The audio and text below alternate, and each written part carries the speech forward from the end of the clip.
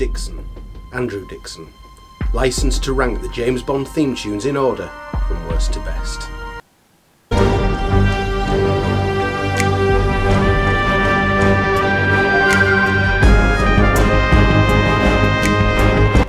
I'm going to be visiting some of the most beautiful locations in the world and the secret lair of an evil genius as I reveal to you my favourite James Bond theme tunes. There's 25 official James Bond films, including this year's No Time to Die, and I've got 26 theme tunes. I'll explain why there's one more as we go through. I'm also going to give you a link to a Spotify playlist that's got all these songs in order if you want to have a listen to them. Please let me know in the comments what your favourite Bond themes are and whether you agree or completely disagree with my rankings. I'd love to hear from you. In 26th and last place, I'm not going to dwell on it too long because I want this to be a fairly positive video.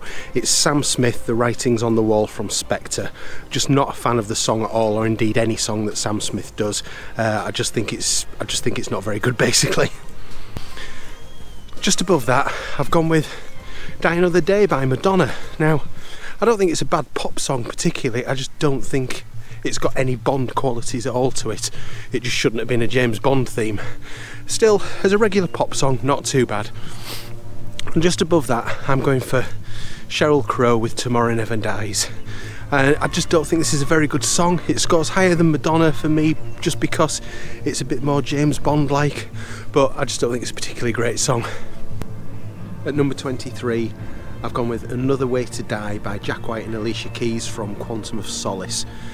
So, I'm a big fan of Jack White, but I think this is just an average song with average Bond content, really, and overall it's just not a great Bond theme tune, to be honest. So that's my number 23, and at number 22, Rita Coolidge, All Time High from Octopussy 1983.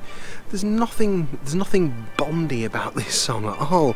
It's just sort of it's a regular cheesy 1980s MOR ballad, and there's nothing really special about it. It's a pleasant enough song, but there's nothing great about it at all. No Bond vibe. Come, Mr. Bond, tell me one thing. What's your number 21 ranked theme tune? At number 21, from 1965, Tom Jones and Thunderball. It's Tom at his most Tom Jonesist. He's all hip thrusting and giving it loads on the vocals. It's a decent song, it's nothing amazing, and it's got some good brass that sort of lifts it and gives it a Bond feel to it, but I don't regard it as one of the greater Bond songs, but certainly old Tom hams it up nicely. And at number 20, from 1974, it's Lulu. He's got a powerful weapon. He charges 1 million a shot, the man with the golden gun. So this theme tune is about as cheesy as the film itself. It's, you know, we're into peak 1970s here and just all the craziness that surrounds that decade. And it's a good sort of up-tempo cabaret song. If it hadn't have been a Bond theme, then it would have just been probably some sort of forgotten 70s pop tune, really, and there's nothing really massively Bondy about it, hence why I've placed it quite low down, but a good fun pop song for a good fun James Bond film, but it's not going to rock my world. At number 19, A View to a Kill by Duran from 1985, Roger Moore's last outing as James Bond. This is probably the most 80s of all the Bond themes, and I think it's a really good 80s pop tune. It's not massively Bondy, but it's a good pop tune and one that I've always really liked since it came out. And at number 18, just above that, I've gone for Goldeneye by Tina Turner. So Pierce Brosnan's first outing as Bond, and I think this scores better for me than the other songs that go before it because it's very Bond. It's big, it's what a James Bond theme should be. I'm not massively keen on the song, but it scores good Bond points. Number 17, I've gone with Adele, Skyfall. So when I first started putting this list together, I thought that Adele was going to be sort of right down near the bottom of the pack. It wasn't a song I particularly liked. But as I assessed it fairly, tried not to be sort of judgmental because I'm not an Adele fan, I just sort of realised that, yeah, you know what, it's a really good song, to be honest. It's got great Bond themes running throughout it, and I think it complements a wonderful James Bond film really well. So number 17, that's Adele, Skyfall.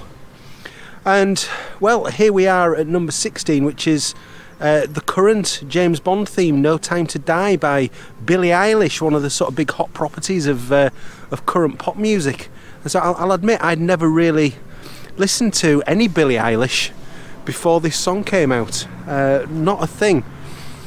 And I really like this song, to be honest. It never gets going. That's the reason it's not a lot higher in my list. It sort of threatens to become a big Bond theme tune, but just never really happens. But what's there I really like. I like the vibe of it. I like the sort of Bond motifs running through it. And even just at the very, very end, they just slip in that little Bond chord, you know, from the main James Bond theme tune at the end.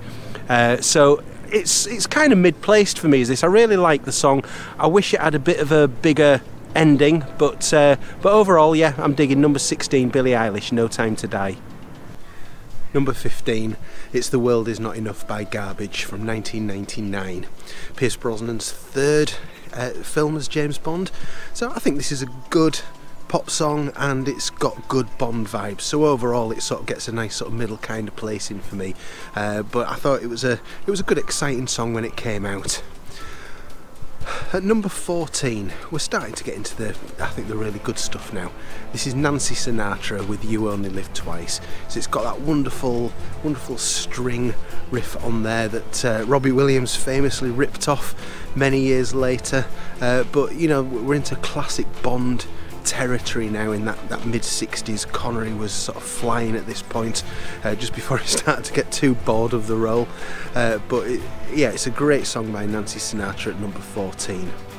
And at number 13, I've gone with Gladys Knight and Licence to Kill, Timothy Dalton's second Bond film. I think this scores really highly for the Bond points. It's got James Bond oozing throughout the song, and it's a really good, powerful ballad as well, typical sort of 80s power ballad, but really nice song and great Bond points as well. At number 12, it's the hardest hitting Bond theme of all. It's Chris Cornell, You Know My Name from Casino Royale, of course Daniel Craig's first James Bond film. And it's just a great rock song. It's got the great animation that goes with it at the start of the film, showing the poker game at Casino Royale. And it just hits harder than any other Bond theme, and it's a great opening to what I think is just about the best Bond film there is. At number 11, from 1963, it's Matt Monro from Russia with Love. So we hadn't yet got into the era of the big explosive James Bond theme tunes. This is a much more laid back affair. It's done in a kind of a Frank Sinatra style. You could certainly imagine if we were a couple more films down the line and Bond had got to be the massive franchise that it was, maybe Frank Sinatra could have done this kind of a theme tune. But it's a wonderful laid back song to an absolutely phenomenal James Bond film, one of the very best.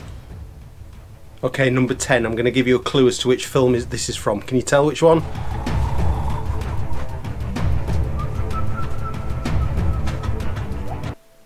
Did you guess? That was the centrifuge scene from Moonraker 1979, and I've actually gone for the end theme on this song rather than the opening theme, and it's the disco version of Moonraker by Shirley Bassey, her third and final theme tune for Bond. And I just think the disco version at the end is just so much more fun. It's a really good disco tune, and of course it comes off the back of that great last line when Bond's in outer space and they say, "Good God, what's Bond doing? I think he's attempting re-entry, sir." And then it cuts into Shirley in a disco version of Moonraker, which is one that I've always loved. At number 9 from 1971, Shirley Bassey, Diamonds Are Forever. So it's a wonderful sort of sultry theme tune. It's got like kind of a lounge feel to it, which is really suitable for the film it comes from.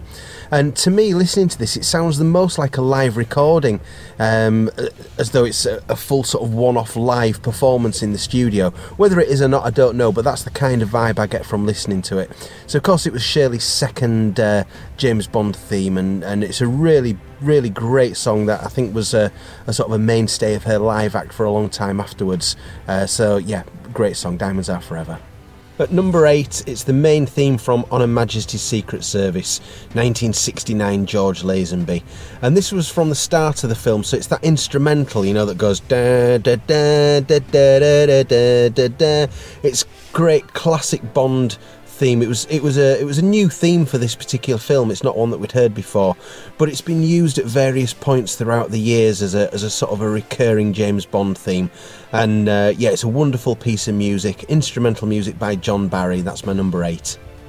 At number 7,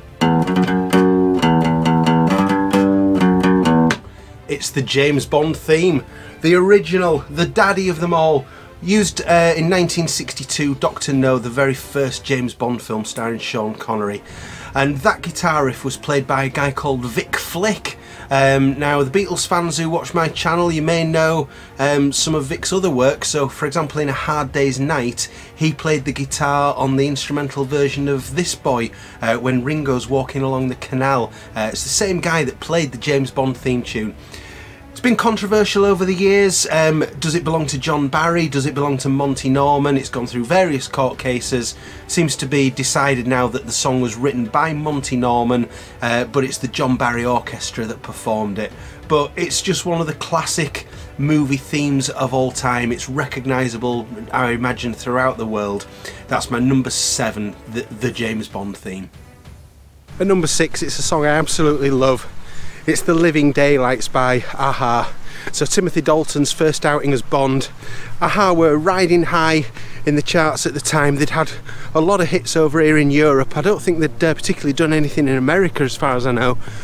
But this to me was just another great a-ha pop song of the time, and one that I've always absolutely loved. Next up, not strictly a Bond theme tune, it was actually played at the end of the film, but it's regarded as a classic Bond theme, and it's Louis Armstrong with We Have All the Time in the World. So this of course is from On Her Majesty's Secret Service in 1969, George Lazenby's one and only outing as Bond, and it's an absolutely beautiful song. It was right towards the back end of Louis Armstrong's career. He didn't do a great deal musically after this, but just a fantastic, gorgeous song that finishes off one of the sort of saddest moments in Bond history when, of course, his wife Tracy is gunned down by Irma Bunt. Spoiler alert! At number 4. Now, according to one of my absolute heroes, this was the greatest James Bond film ever made. The Spy Who Loved Me. And the theme tune, of course, was by Carly Simon. Nobody Does It Better. It's a fantastic Bond song. It's not got a lot of Bond elements to it, but it is an absolutely brilliant pop song. Notable for being sort of one of those few James Bond themes where the title of the song doesn't match the name of the film, so of course the song's called Nobody Does It Better. This man provided one of my television highlights of all time when he recreated Carly Simon's James Bond theme. I thoroughly recommend you go and check out Alan Partridge doing that. But I digress. It's one of the great Bond theme tunes, one of the classic pop songs of the mid-70s, I would say. That's Nobody Does It Better. Okay, we're into the top 3, and I've gone with Sheena Easton for Your Eyes Only, which may be higher than a lot of you would put in your rankings, but I think this is just a fantastic pop song. The production of it is amazing, the sound of the piano, Sheena's vocals, it just adds up to an absolutely wonderful song. It's not got a lot of Bond elements running through it, but it doesn't need it because the song is, for me, pretty much perfect start to finish. At number 2. Now, people who watch my videos regularly might have expected this to be number 1 because they'll know what a fanboy I am of this person. But it's Paul McCartney and Wings with Live and Let Die, so Roger Moore's first James Bond film from 1973. This was Paul McCartney getting back with George Martin for the first time since the Beatles split up, and it's just a great song. It's got a little bit of reggae influence in it. The producers of Bond actually thought that it was a demo version when Paul gave it to them and said, here's the song that I've written. They said, that's great, when you're going to record the real version. He said, that is the real version. But it's a fantastic song full of explosions and just sort of great action all the way throughout, and it's one that Paul McCartney's continued to do live to this day, and that's my number 2. So here we are at number 1. Have you guessed what it is yet? It is, of course, from 1964, Goldfinger by Shirley Bassey. the song that made Shirley into a big star, and it's just got everything you'd want in a James Bond theme. It's big, it's overblown, it's got a great big brass section, it's got a huge orchestra. Shirley's absolutely belting out the theme song. It's got wonderful montage behind it in the sort of black and gold themes that you see on the screen, and it's just a fantastic start to one of the absolute classic Bond films. It's the archetypal Bond film, and it's the classic Bond theme to go with it. So that's my ranking of the James Bond theme tunes. I hope you've enjoyed this. So please let me know in the comments what your favourite Bond themes are, what your worst Bond themes are. Do you agree with me or not? Well, you won't, I know that for a start anyway. But yeah, let me know. Thank you very much for watching. If you like this, please subscribe, and I hope to see you again soon. Cheers.